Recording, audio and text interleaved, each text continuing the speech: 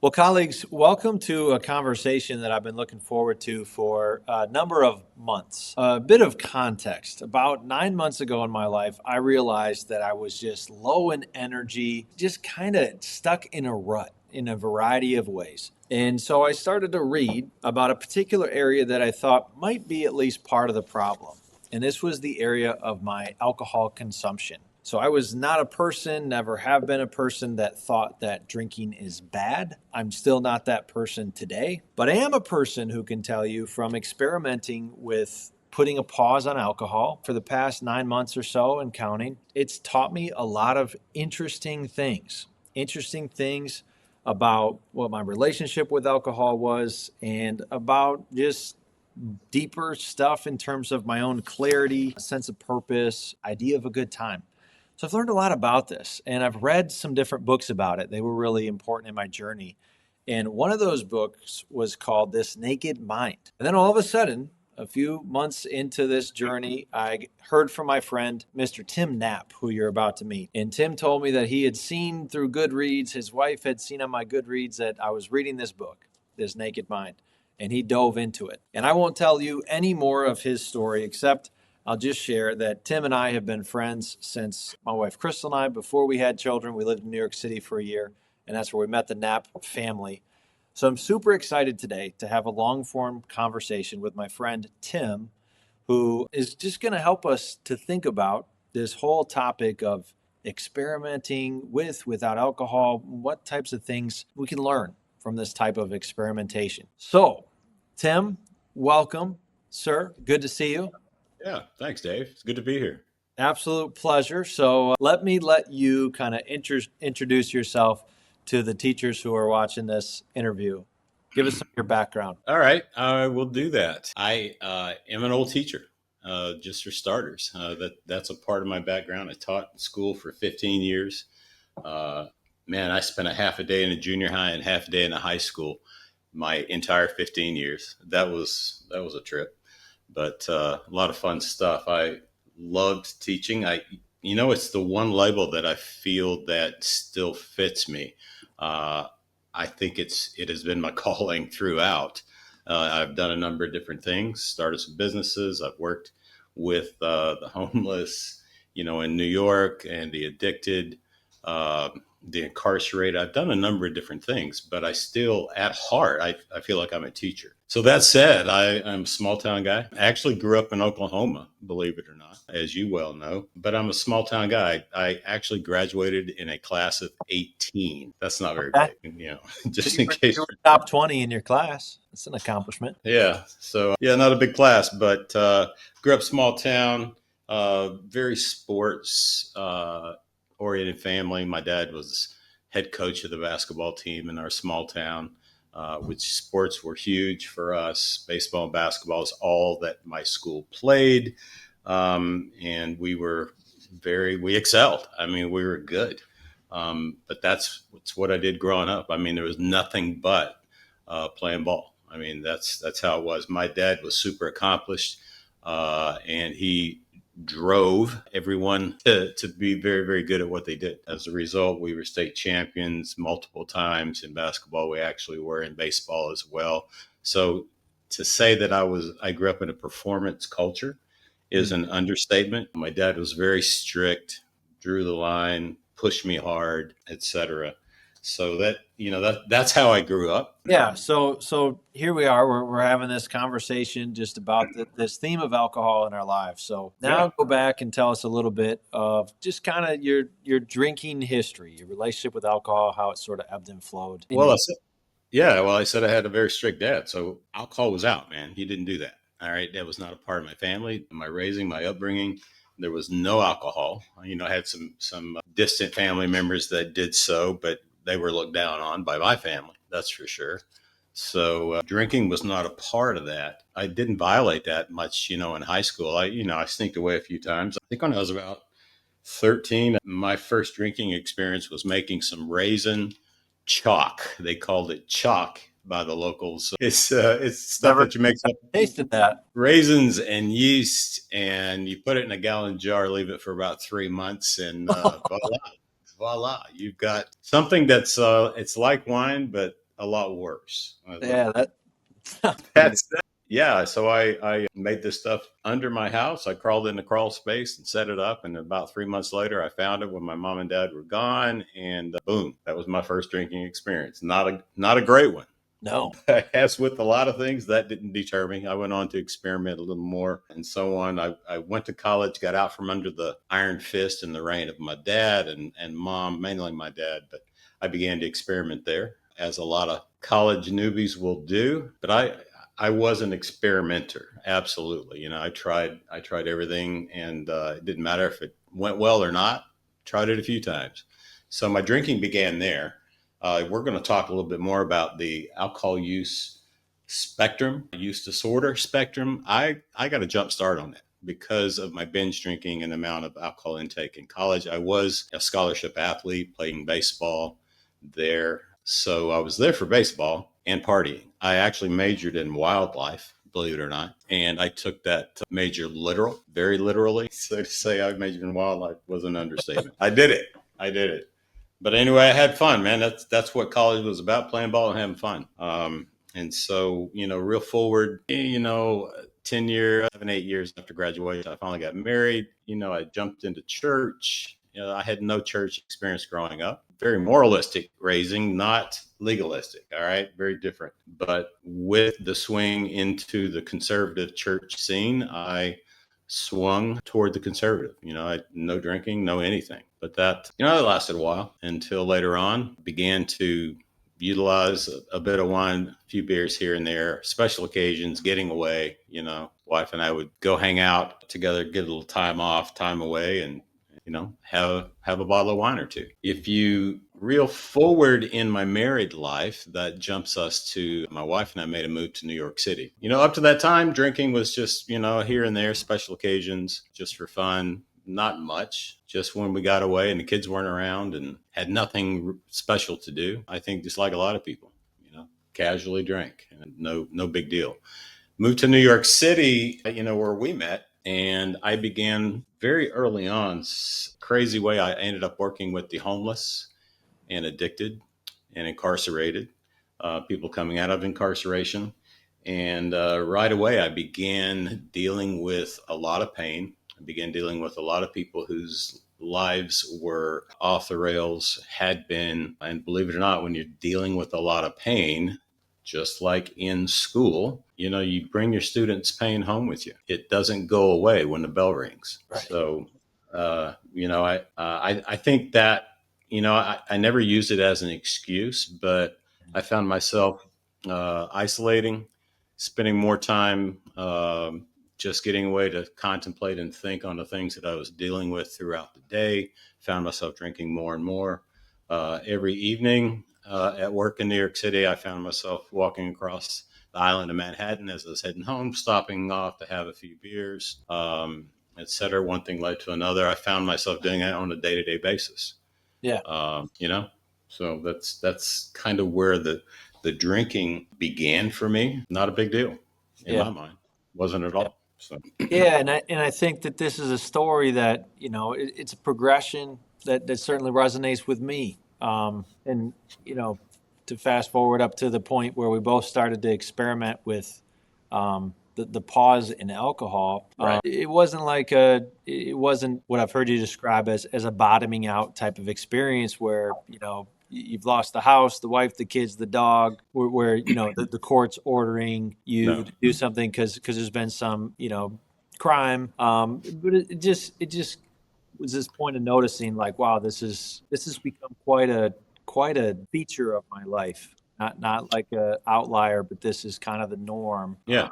I'm relating to alcohol all different types of times, ways, with people, without people, and so this is the point at which you encountered this book, this Naked Mind. Pretty Now, much, pretty much. In New York, I'm drinking too much. I'm drinking regularly and finding that I was drinking more than I needed to or should be on a pretty regular basis. My wife noticed it. I had a couple of girls, daughters, 11 and 13, when we went to New York. They didn't deal with that as much. I was very functional. I didn't get any DUIs. I didn't get arrested. I wasn't caving in at work. My drinking didn't start until evening after work on the way home.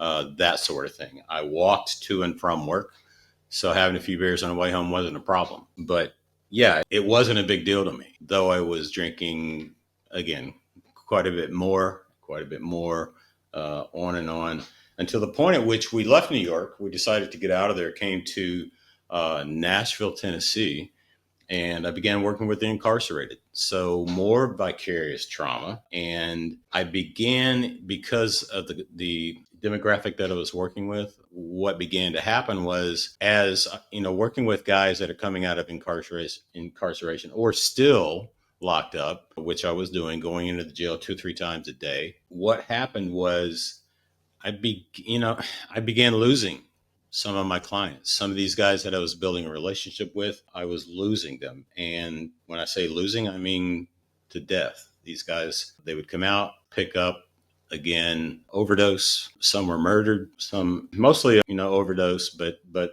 2 or 3 of them were killed just right after release. And these are guys I'm working with every day for months at a time. The pain and the stress, the frustration of that sort of thing really weighed on me. To my wife's and daughter's constant encouragement, I finally agreed to get therapy and go in and take a look under the hood. What's going on. I was drinking more and more, absolutely.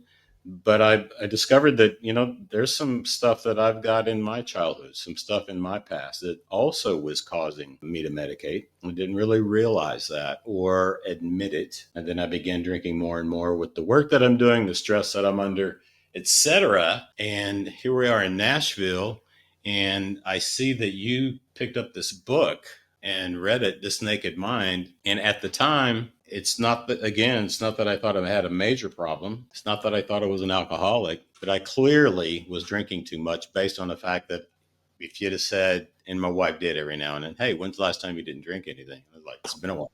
It's been a while. So I read the book. Man, I got about halfway through this book. The first morning I began to read it, I set it down. I walked into the kitchen. I said, hey, wifey, I am going to hit pause.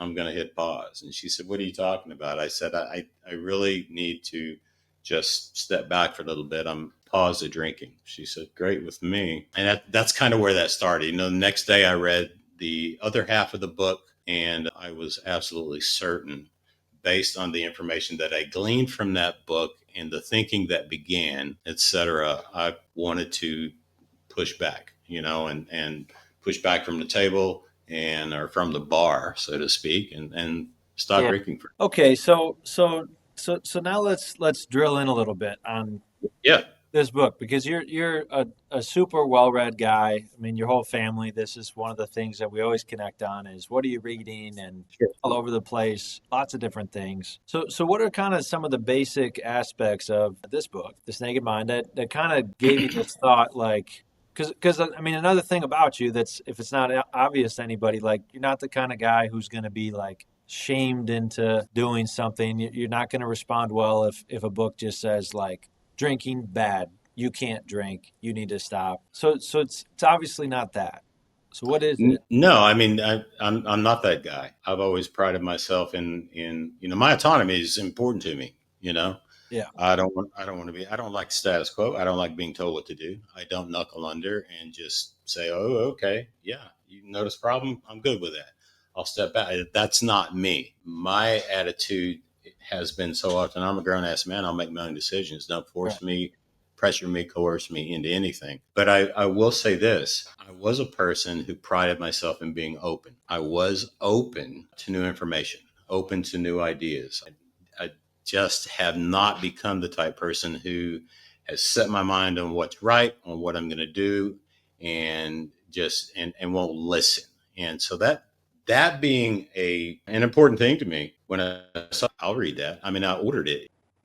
I just checked on my computer Yeah, hold on a sec, Tim. and got it. And the openness was an important thing for me. Beginning to notice a few things. Yeah. Beginning to notice a few things. Yeah. Some shaking, daily, the daily lack of energy and headaches, due to the hangover. Just beginning to notice these things had me at a place. And by the way, I had pulled back a few times and said, I'm not going to drink for a while. And by next day I did, 2 days later at the most, I'm good. I went a whole day. I'm Right, good. right. So yeah, that's kind of, that led up to me reading the book and then getting this information. The thing about this naked mind that is incredibly different and is part of the basis for its effectiveness is that it really appeals not to one's sense of willpower. I think just, most treatment programs and types of things that are out there require you to jump into things like where you have to say, "Hi, I'm Tim, I'm an alcoholic," and you begin working on your abstinence and your ability to overcome your willpower not to drink. And that's the focus. I mean, there are some things that AA does well. It, provides support. That's a good thing.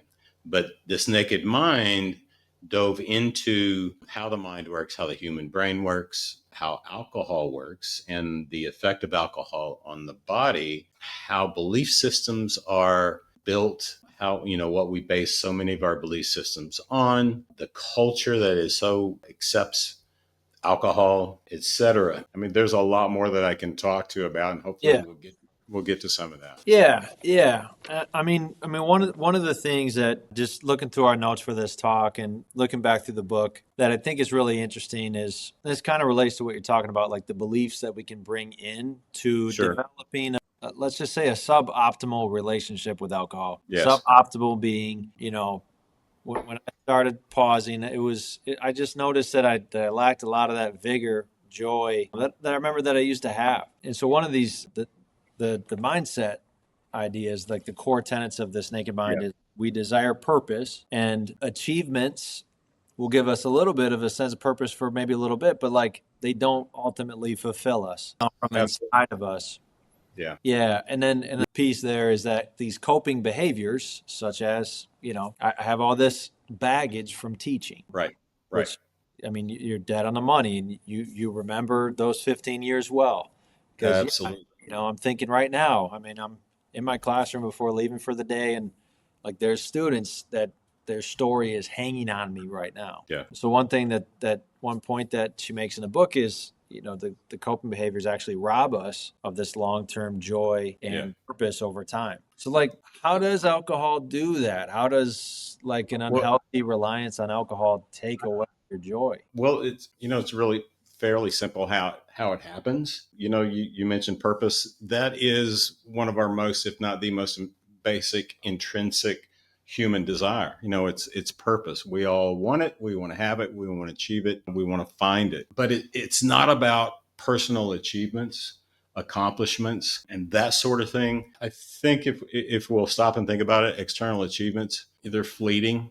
Yeah, From my sports background, you win a championship, and as soon as you get home, get off the bus or the plane, well, now it's time for next year. right. That now it's time to start defending that title and see if you can make it back. Were you a flash in a pan, or are you something special? Yeah, And money, accomplishment, status, work, those things always leave you needing, wanting, desiring more. They're not fulfilling. And, purpose is all about being, I think, not doing. If I could nail it down, it's about being who you are. It's about being all you can be and all you were created for. We start out that way, Dave. As kids, man, it's hard it's hard to discourage you.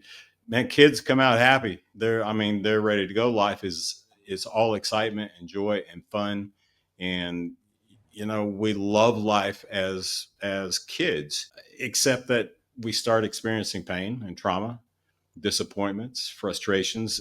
That tends to obscure that joy. It doesn't take it away, it obscures it. And I think that's an important distinction, because that excitement and that joy is still there. It's just that it's obscured by the disappointment. And then what happens is we come up with, there are all kinds of coping mechanisms that us to deal with those disappointments. yeah, Perfection, perfectionism, pursuit of money, work, overworking, pleasure seeking. There are many ways that we seek to medicate and deal with the pain and the right. disappointment. And that's just what we do. One of our greatest needs, part of the naked mind outlook is that one of our greatest needs as adults is to return. It's to get back to, it's to regain those desires and Mhm. that joy about life. It's in us. It's in Yeah. us, but we've covered that with various types of coping mechanisms. Alcohol is one of those. Right. Prescription drugs can be another. Um, Work can be another. Yeah. Et cetera. The So, naked mind is, yes, sir. well, no, finish that thought. All right. Well, the naked mind is all about getting back to a place where we're unencumbered with inhibitions and disappointments and covers and masks, Yeah. and all that stuff. So It's this label of the naked mind is kind of getting at some of that. Yeah, I mean, what it seeks to do, the mentality of this naked mind is helping people get back to or reawaken to their true selves. Purpose is a universal desire, and we want to bring about positive change, Yeah. but the we want to help people better view, better approach, better deal with things. I mean, it's what we want to do, and it's making people's lives better, more fulfilled Yeah. is what makes us tick. I mean, for us, embracing change is a must. It is absolutely a must. We live in a world of change. We outwardly dislike it and avoid it, but yet it's what we want. We want to bring change. We want our situation to change. We want things to Yeah. get better. We want our lives to be better. Here's the question that Yeah, yeah, people are going to be having is, all right, we're talking about purpose. We're talking about change. sure. You told me that, the kind of basic goals of the coaching that you offer, this Hmm. book that people can read is awareness, clarity, transformation. Ah, All great things. What the heck does alcohol have to do with any of this? Like, why alcohol as the focus area to experiment with? If you're trying to achieve kind of it's almost like a life reset or recalibration, why pick on this, little activity? I mean, yeah, maybe I drink a little too often. Maybe I do feel kind of physically bad sometimes, but yeah. I mean, shouldn't I just go straight to therapy like you did, or Well, why yeah, you why should, you alcohol? should, you should go to therapy. All right. Right. We need a better understanding of ourselves, You're get a not grip saying therapy. get a grip Right. on our MO and why our MO is like it is. But alcohol is addictive, Dave. It's addictive. All right. Do you know what alcohol actually is? It's called ethyl alcohol. It's the stuff we're putting in our car. If you look at the chemical formula for alcohol, all right, the stuff that's in your Jack Daniels, it's the same thing that you're putting in your car. It's just absent the things that make it taste okay and taste better.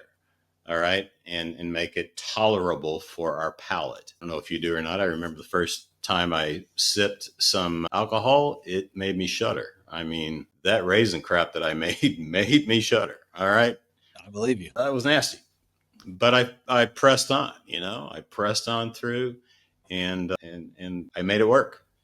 Alcohol is addictive. We're all doing it until we become aware of the various beliefs and things that we don't even question that lead us to do things like consume alcohol and consume it in great quantities.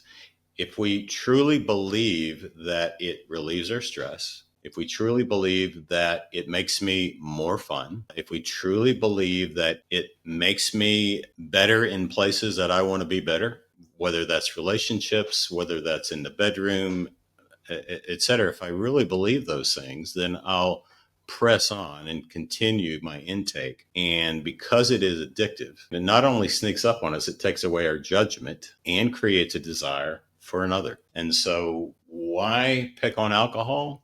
Because of the way that it works, its effectiveness. I posted a newsletter a couple of weeks ago and said alcohol is good. That Mm. was my lead. That was my lead in. Alcohol is good. My next line was, well, good at some things. And we believe that we really like alcohol. We like the flavor. We like the taste. I'm an IPA guy. Give me an IPA all day. I'm great with that. Hmm. But we believe that alcohol is good. Now, most of us will not agree that it's good in large quantities or that it's good every day. Um, it's not. But alcohol is good at a couple of things. It will make us feel better right now. Mm. As our blood alcohol level increases, the endorphins increase, dopamine is released by our brain. We like it. For about 20, 25 minutes, alcohol makes us feel good. Can't argue with that. All right. Unless you have some adverse issue going on that makes alcohol make you, that causes alcohol to make you sick, which happens with some people. But most of us really like the initial effects of alcohol because it makes us feel good. The next thing that happens when you begin drinking alcohol and taking it in, beyond that first drink, is that the brain says, "Oh, I've got this substance in the system that is a threat to the system because it's causing so much stimulation that it immediately begins to release hormones to offset that, and that causes a numbing effect. It anesthetizes us, which none of us will disagree with. We know that happens. It makes us feel good right away, and it begins to take away the pain. Right. And pain comes in a lot of forms, man. I mean, what I'm dealing with at work, what I'm dealing with in my marriage, what I'm dealing with in so many areas causes pain, emotional and physical. So alcohol is good at that. It's going to take care of that. Now, I have some beliefs about alcohol based on the experience that I'm having with it. Alcohol is addictive at the same time. And so my intake is increasing. By the way, my tolerance is also increasing. Right. And so And I love once I get past that first couple of drinks, it's going to take more, to get me back to where I want to be. So yeah, alcohol is a thing. Yeah. It absolutely is. And part of what this naked mind wants to do is get to a place where we normalize the questioning of our drinking habits, Mm. where we normalize that. There's a pain. We're teachers because we want to make a difference in the world. We feel this sense of purpose, and that is to make the lives of kids better, to help them be learners, to help them love learning, to give them a better shot at accomplishing their dreams and changing the world. That's, as teachers, that's what we want to do, but that comes at a price. That means we take a lot of pain home with us. Right. We take a lot of disappointment home with us, and frustration. We have to deal with the administration and the schedules and the testing requirements, etc. And what do you do with that? Right. Alcohol is a great place to turn. It's legal, it's accepted, it's encouraged, Yeah. and there's nothing wrong with it. Yeah, and I mean, you're keying in on stuff that really, it kind of helped me because I was already experimenting with the pause, right? So I was Yep. already there in terms of, I mean, I was questioning my reliance on alcohol enough where I was like, I just think that I'm kind of stuck here right now, and I need to make a pause. Not saying I'm never going to drink again.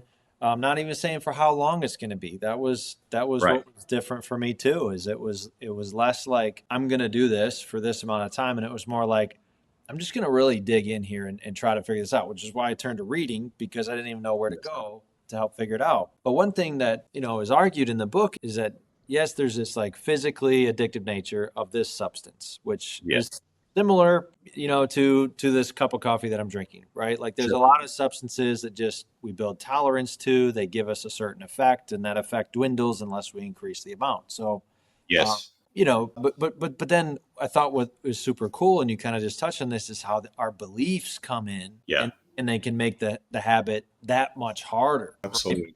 Because if I believe, for example, that I need this alcohol to reduce my stress so that I Yeah. can be just more relaxed and loose at home, right?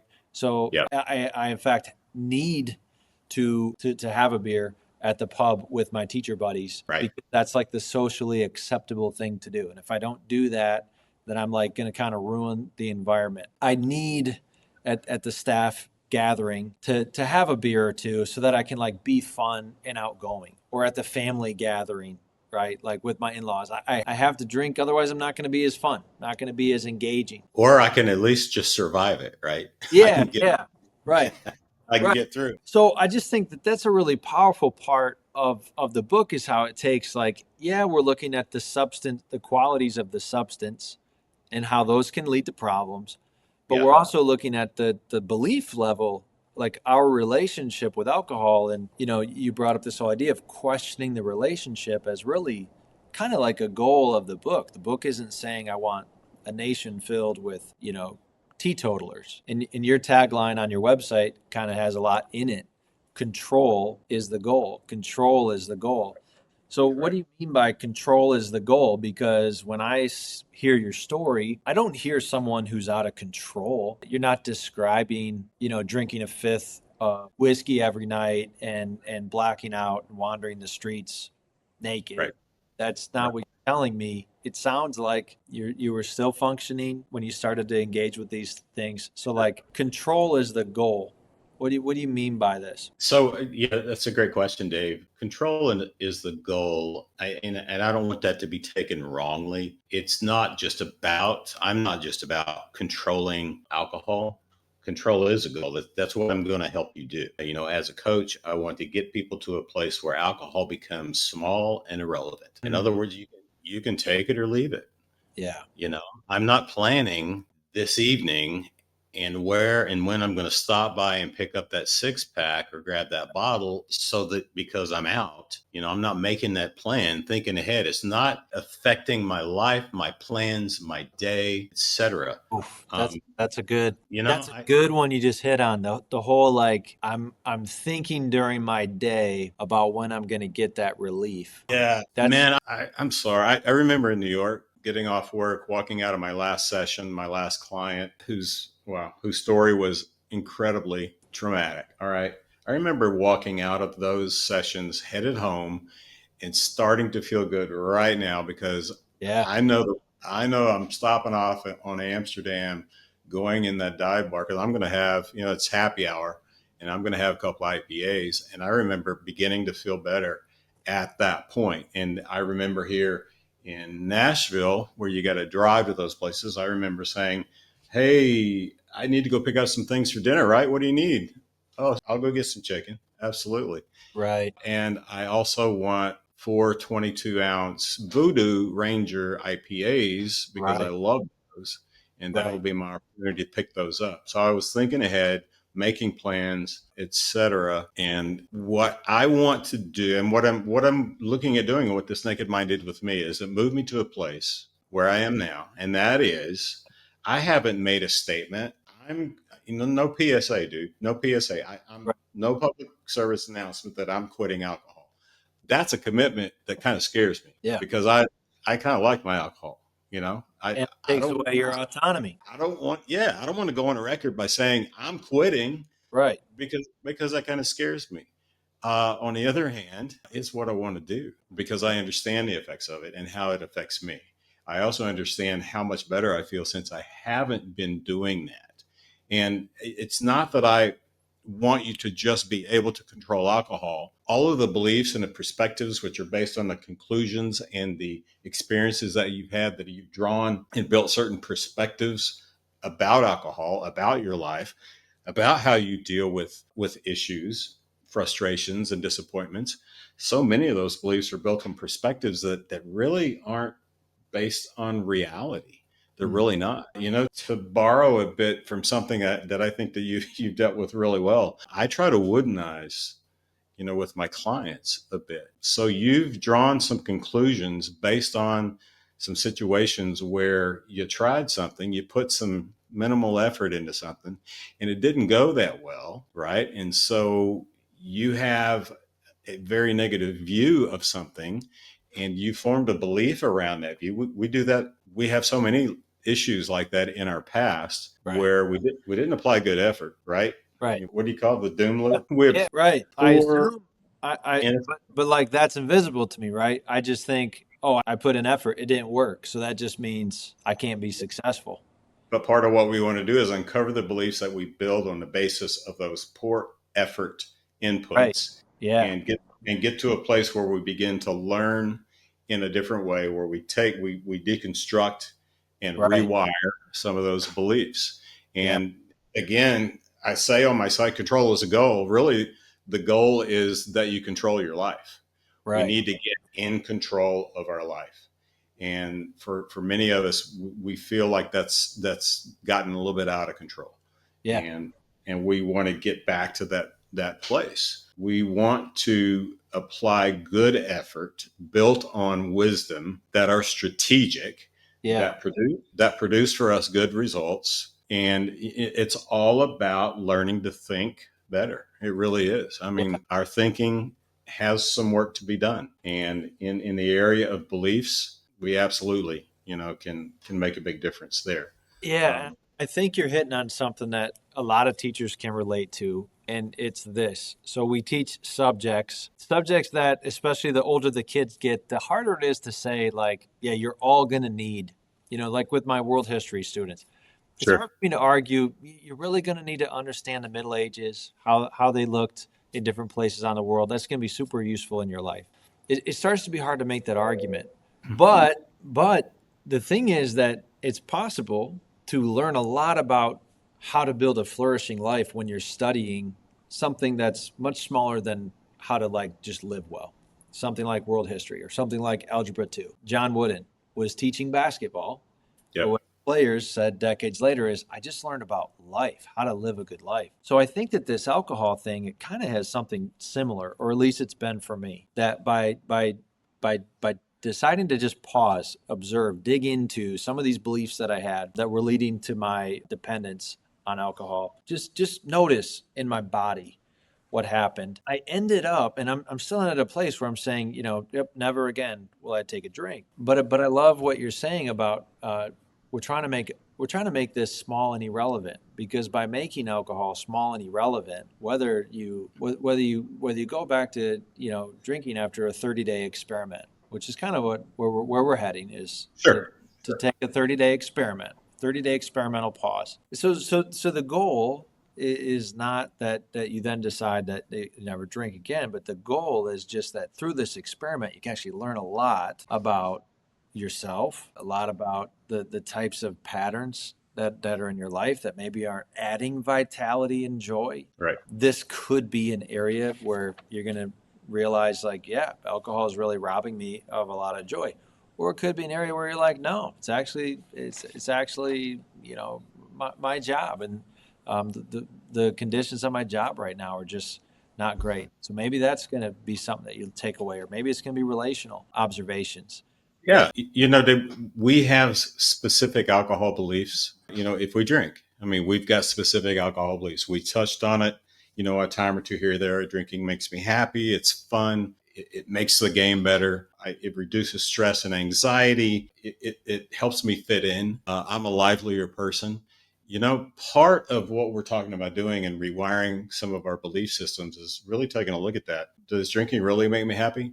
Well, let's see. After about 20 minutes, it causes a release in cortisol, which actually is adrenaline to offset this depressant, that we're putting in our system. I actually get much worse sleep, even though maybe I pass out. Hopefully, when I go to bed, not before going to bed. Are you experiencing any blackouts? I mean, that's something that happens to us Yeah, a lot because alcohol will take us there. But the truth is, I didn't sleep well, with alcohol because of the cortisol, which is basically adrenaline that yeah, it pumps into my system. Fun and enjoyment stops when I stop making sense, when I start embarrassing myself, when I wake up hungover. So it's really not bringing me a lot of enjoyment outside of that first 20-25 minutes. It's not reducing stress and anxiety. If it did reduce stress and anxiety, tomorrow I would have less stress and anxiety, correct? right, right, That's not the case. If it really made me better in the bedroom, why would it be the leading cause of ED, which it's up to about 3 and 4 men over 40 experience that. right. If it really was helping, I don't think that would be such a problem.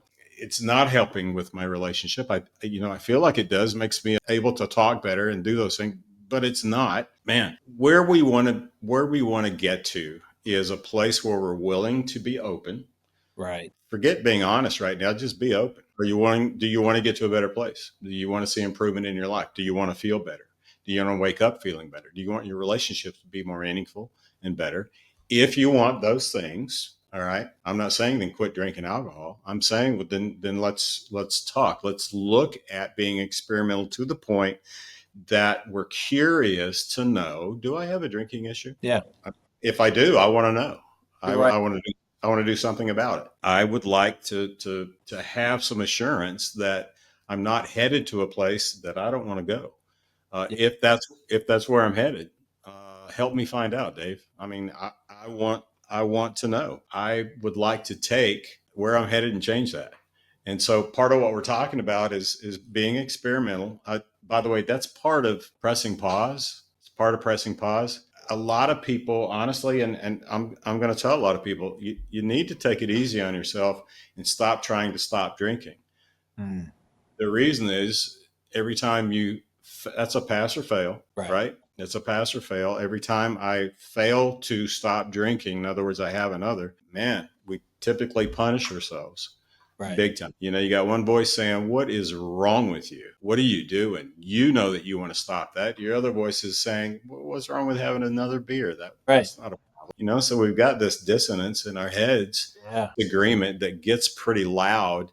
And sometimes with people, it's just you need to stop trying to stop drinking, look into the facts, look at how it affects you, and hey, let's experiment. Let's do a 30-day alcohol experiment. Right. And Versus let's commit right now. I'm not going to drink for 30 days. They're similar, right? Because the whole idea of the 30-day experiment is you're trying to yeah, pause yeah, drinking alcohol. That's the short-term goal.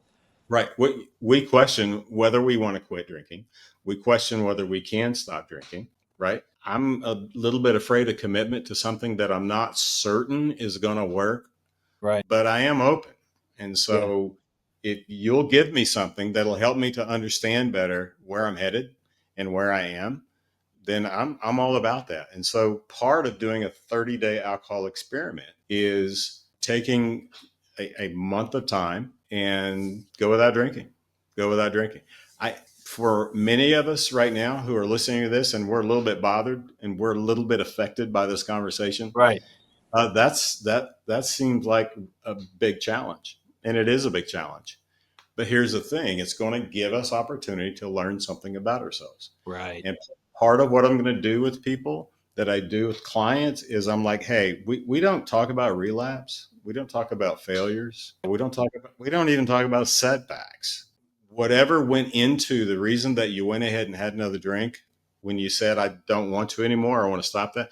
Let's analyze that. Let's take a look at what gets you to that place, what Yeah. your triggers are. Maybe there's something that we need to deal with otherwise that can enable us tomorrow to stay the course.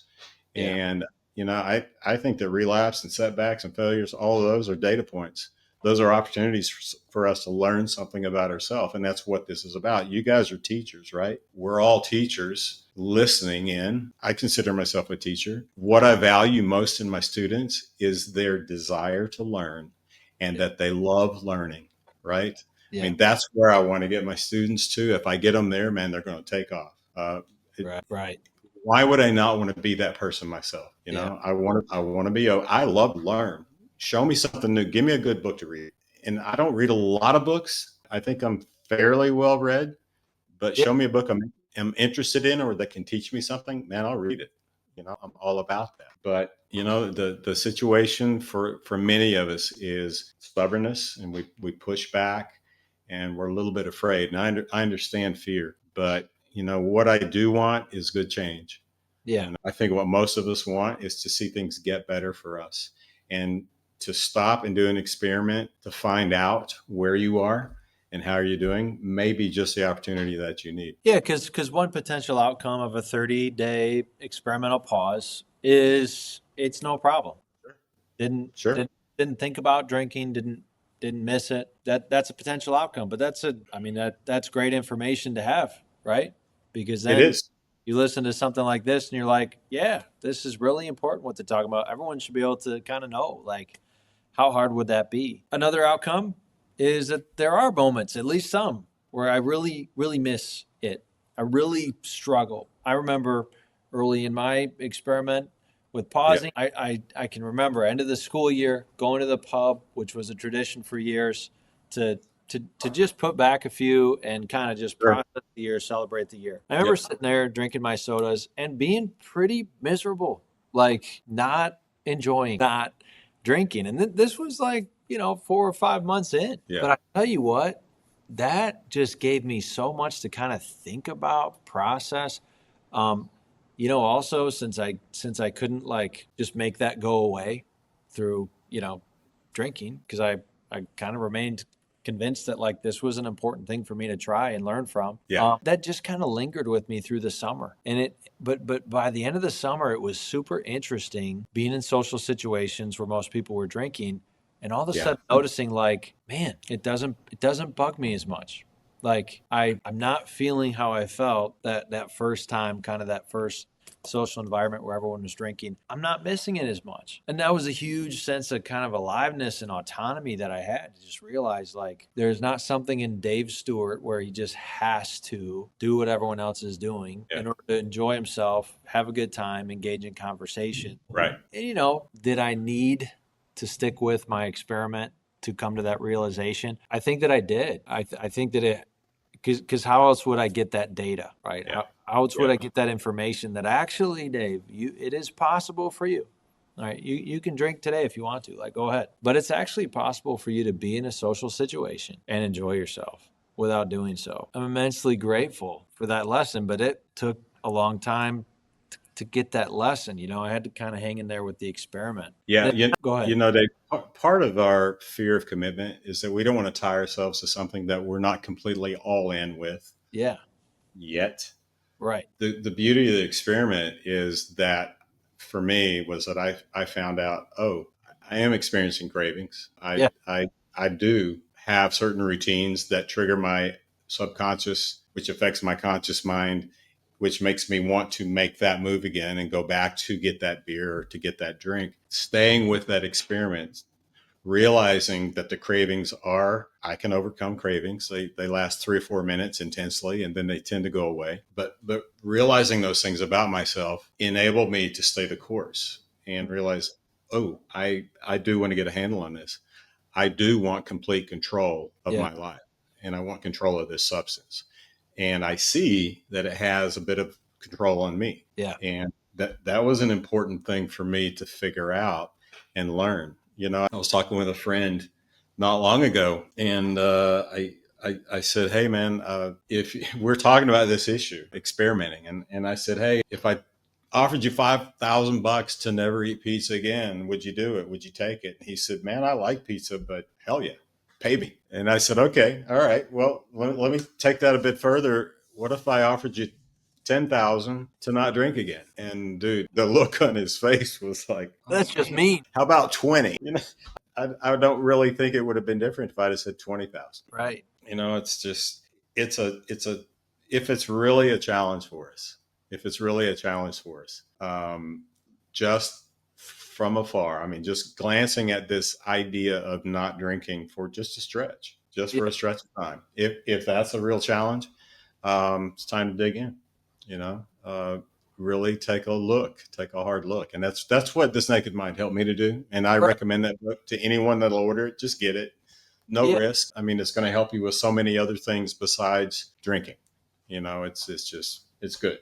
Yeah. And this is not like it's not like a choosing the pill in the matrix thing, right? Because I can imagine me 1 year ago listen to this, like, why am I even still listening to this? I do not like where this is going. This is going to completely change my life in ways that I don't like, right? Like I want to be able to go to the staff gathering. I want to be able to have a beer. And I think why, so that reading recommendation that you just made is great. And then the other one that I would say is at your website, which is beneath your face right now, people can sign up for this newsletter, right? And this will give them some daily readings that they Sure. can, you can sit there and you can read each one each day. You can save them up and just go ham on it. There's some videos in there, and it's all just kind of food for thought, ways to Yeah. ways to think about this potential issue in your life. If you're not 100% satisfied with your relationship with alcohol right now, if you're thinking, yeah, it's not small in my life, it does Yeah. consume a lot of my thinking. It has led to some effects that I don't love. I mean, another one for me, Tim, I knew that there were areas in my relationship with Crystal that I just didn't feel super connected. And I think what I realized is because I was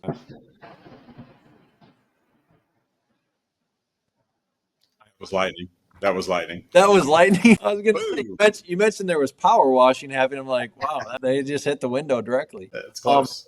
No, but it relates to this idea of stress relief. So I was getting a lot of temporary stress relief from my job in a pretty much daily habit of having a beer or two. Yeah. Or I might add, you thought you were.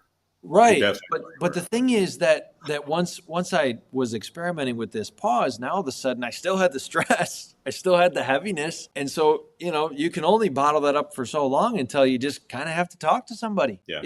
Yeah. and Crystal's like, what's going on? It's Right. something seems off, and all of a sudden I'm starting to share this part of my life, this heaviness of my job with my spouse, right? So we're starting to connect on like these real heavy things in my job that really, what I've realized, like I always wanted in my Yeah. relationship, right? Like us really sharing the hard stuff and Right. listening to each other. But I had just gotten to a place where I wasn't needing to do that because I kind of had this sort of dysfunctional release valve. Yes. So I was becoming a stranger. We were becoming strangers to each other, and all of a sudden, I couldn't live like that anymore because I didn't have the outlet of drinking. I had to talk. I had to Yep. talk to Crystal, and it turns out she was real glad to hear about that stuff, even though it was, Right. it's heavy. The stuff we encounter in teaching is heavy. Sure. It's not all fun and games, and the stuff that lingers with us is not fun and games at all. Yep. But I'm You know, grateful for those conversations now. I am too. I am too.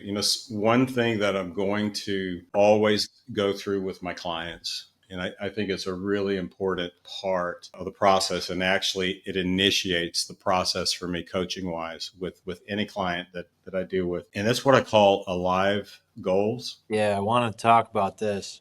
I want to know what your alive goals are. And in other words, what is going to make you feel most fully alive? Not just right now, but tomorrow, next month, and next year, and even 10 years from now.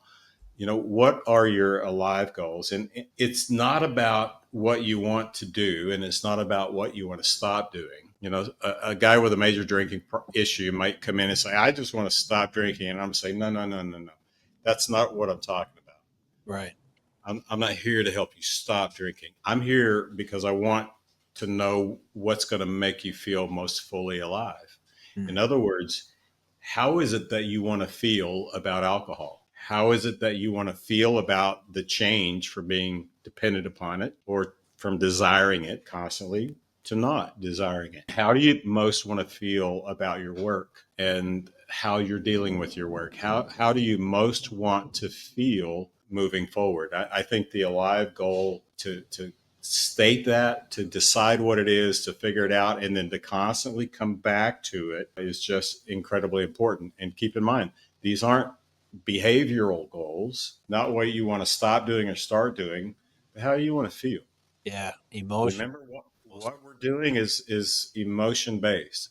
The Yeah, things that I become passionate about, I'm going to do. I'm yeah, going to seek. I'm going to pursue them. I'm right. going to go after those things heartily. And everything that we really do intensely and with fire and with grit are things that we get emotional about those things. Yeah, And that's where this naked mind really focuses.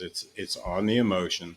It's figuring out what's going to make you feel most alive, and let's go there.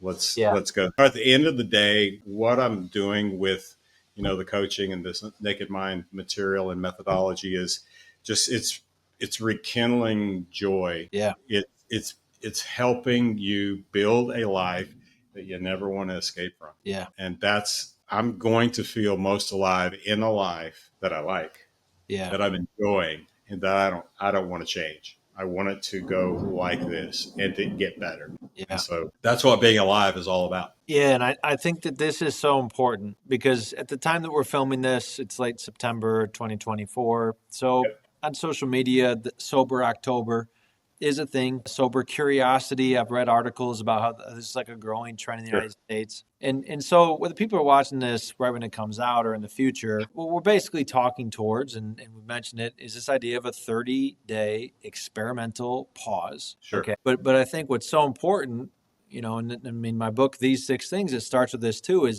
that we have in view what we're trying to do. And so this is your alive goals, right? So whether alcohol becomes like a super marginal part of your life as a result of this experiment, or it doesn't, this whole this part of the methodology that you're talking about of setting alive goals right at the start, I think is so important, right? Because the reality is there's just about infinity ways to live as a human being. And, mileage varies, right? So there are Yep. great examples of people leading flourishing lives. And, you mentioned earlier you want to talk about this spectrum of alcohol use, right? Yep. So I'm going to kick that over to you in a second. But the point is that yes, alcohol is just definitionally an addictive substance. Sure. Alcohol just does physiologically produce these effects that you've described, Guaranteed. right? I mean that's just how it responds to the human body, just like my coffee does certain physiological things, and will do so every time that I use it. So let's briefly talk about this whole alcohol use disorder, because when you and I were chatting previously, I was kind of surprised by some of what you shared on that. So you can learn more, by the way, if you go to my website. I think at the top of my page it says, "Are you an alcoholic?" I think that's a question that a lot of us have if we're drinking quite a bit. Am I an alcoholic? Yeah. Well, the good news is you are not. All right, you're not an alcoholic, and the reason I say that is we don't use that label anymore. The world of psychiatry, counseling, and therapy just don't use that anymore because of the misnomers that go along with the label alcoholic. Right. Every We, ha- person we, has a different definition. we have an idea of what an alcoholic is. Right. Brown paper bag, washed out, life ruined, etc. Instead, we've replaced that with the idea of alcohol use disorder and where you are in your disorder. If you're not imbibing, you're not on the spectrum, clearly. If you are, then you're somewhere between no disorder to mild disorder to moderate disorder to excessive. And you can easily find out where you are on that spectrum by answering a list of questions, which, by the way, if you go to our website, you can get that list very easily. You can Google it and get it just as easily. But by answering those questions, you can find out, well, if I answered 1 to 3 of those, I fall in the mild use disorder Yeah. area of the spectrum. 7 to 10 puts you in the excessive. So you can ask yourself a few of those questions and honestly answer them, and you'll know where you stand. Yeah. Why some people can drink a beer or two a night and never overdo it. They can walk away from it and not have one for a month or 2 months or 5 months without a problem. The reason some people do that and that other people can't have two without having 8 is a complicated answer. But the truth is, we all start somewhere on the alcohol spectrum. A Yeah. lot of factors go into that. Our I mean, as leadership type personalities, we've got to jump on the spectrum. Why is that? Because we are all in. We whatever we're all in, we go full tilt. We don't mess around. We don't play. We get it done.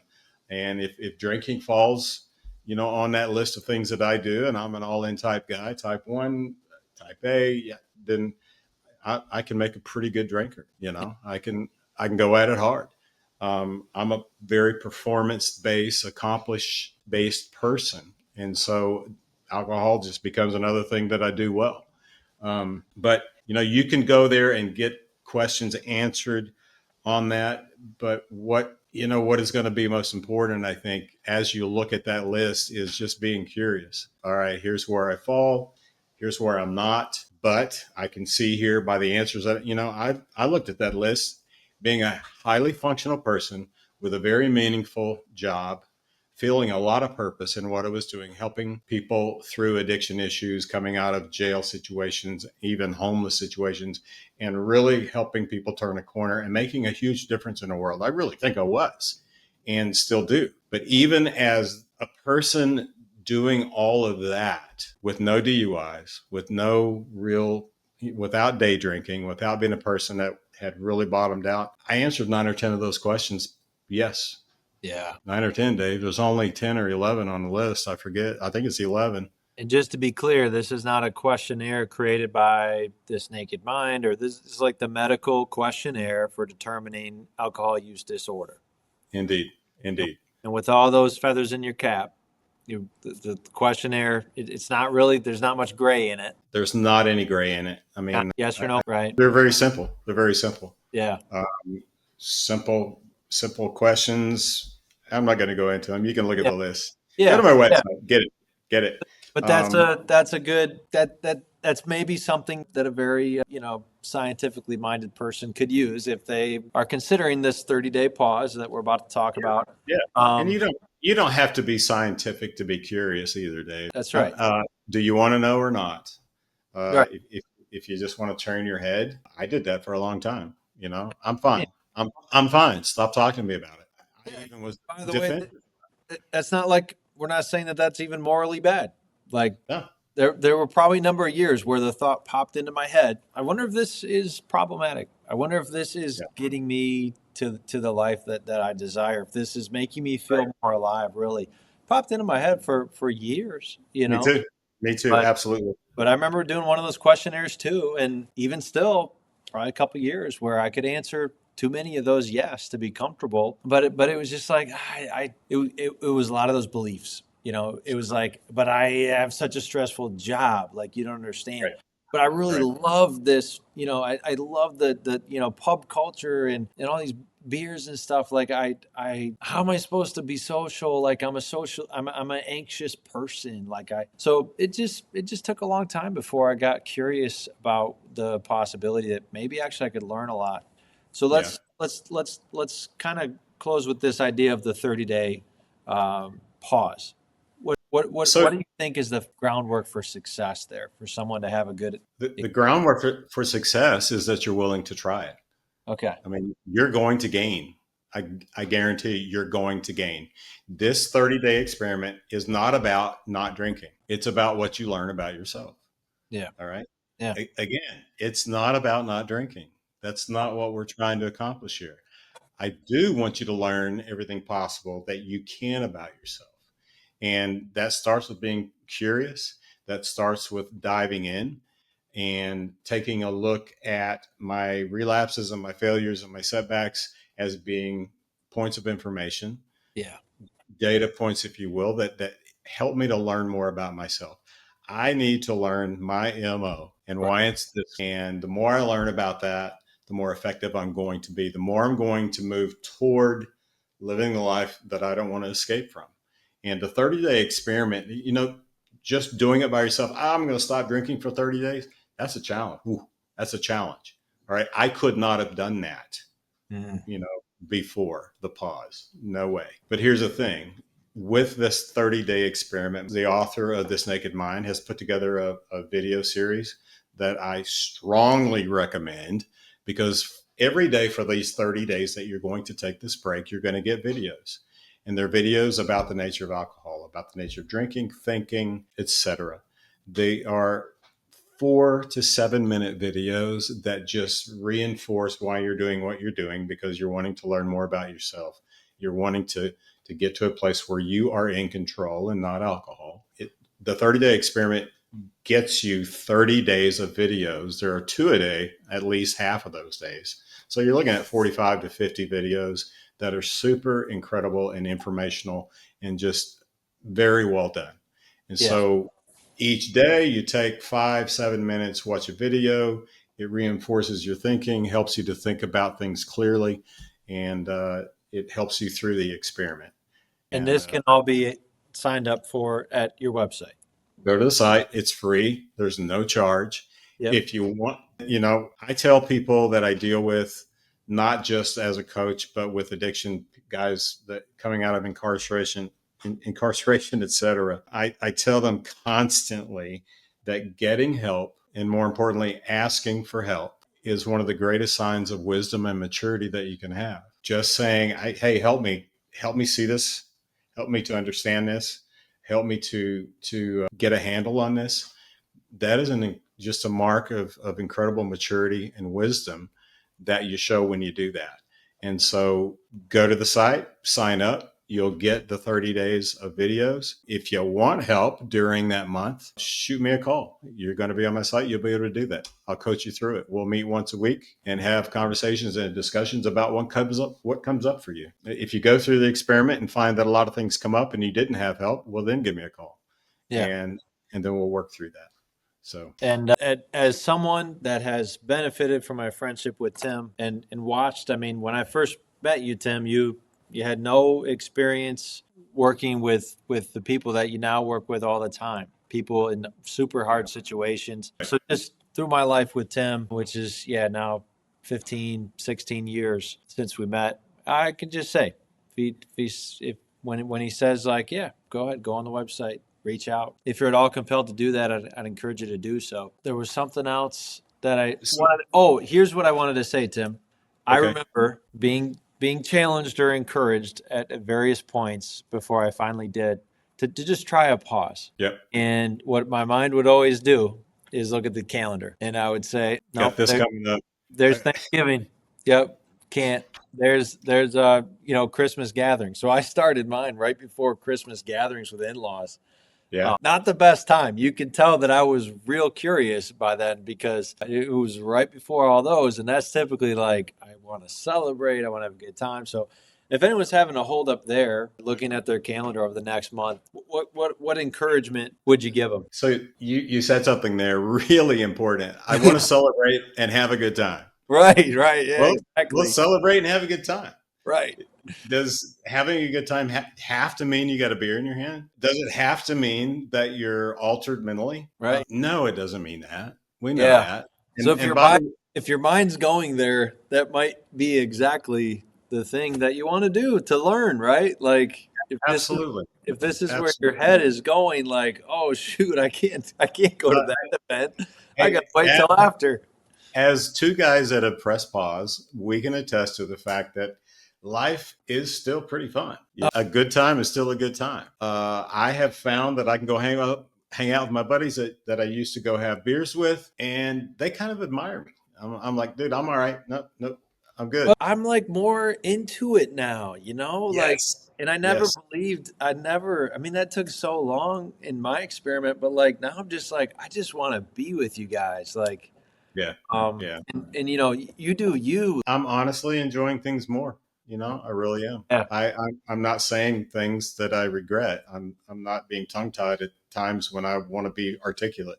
Right. I'm still able to really provide good input to the conversation an hour into the conversation. Or So here's something. Sometimes I'll say something I regret, but I fully recollect it the next day and yes, can do something about it. You know what I mean? It's yep, not like, oh yeah, the end of that gathering, it's not super clear in my memory. Think I might have said something regrettable. Now it's like, oh no, yeah, I feel like that thing that I said last night wasn't what I intended. It could have been, perceived the wrong way. I'm just gonna loop up there. well, you know what? If you are dreading going into certain events or seasons of the year, and you're like, I don't want to stop now. That'll be really difficult. Let's get started. Let's get started. Yeah. And again, this is not about not drinking. It's about learning more about yourself. Yeah, maybe you get to that date on the calendar and you say, "Oh, I'm going to do it." Okay, unpack that. We're being curious. We're being Yeah, curious. yeah, and another thing that I've learned is I don't have to go to every single event. Like No, if I'm just thinking like that's going to be a super super big pain in the butt, I've kind of learned to say no to some stuff now too. Like yeah, I, I, I can't be I to everybody. I can't go to every event, right? you So cannot, it's you okay cannot. sometimes to say, "I'll catch you at the event next year." You know. Yeah, and I've got a handful of friends that I honestly they've kind of stopped calling, and I don't really have a problem with that. Right. Yeah. I really that's just not an issue for me. I want to hang out. I want meetups. I want to spend time with people. I absolutely want to do that.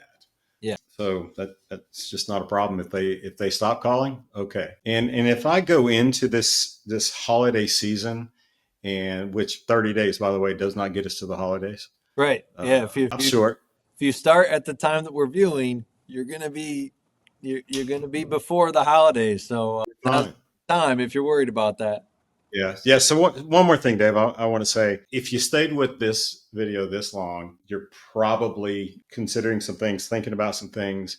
Maybe your eyes have been open to something here or there. I don't know. I hope so. But if you would just like to have a couple of questions answered, maybe just have a 30-40 minute conversation and just kick around your situation and the stuff that you're dealing with and ask just some very sincere questions about where you are, where you'd like to be, what's going on with you. I mean, without any commitment, without any obligation, anything, to anyone that mentions this call and this podcast. Interview. Yep. Yep. If you do that, man, no charge. I mean, give me a call. I'm so open to calls where we have a conversation and we just talk about it. And if you can go away from that call with something that helps you really have clarity and a new awareness about where you are, then man, that's a positive. I mean, that's a benefit. So Absolutely. feel free to call. Feel free to call. So we have been Dave Stewart and Tim Knapp talking about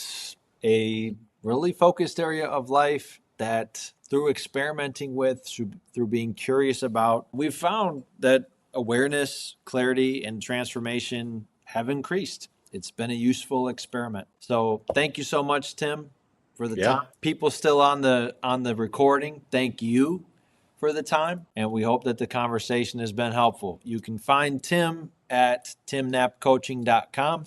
That's Knapp with a K and two Hey. P's. It's on the screen. Thanks, Tim. Yep. Good to be here, Dave.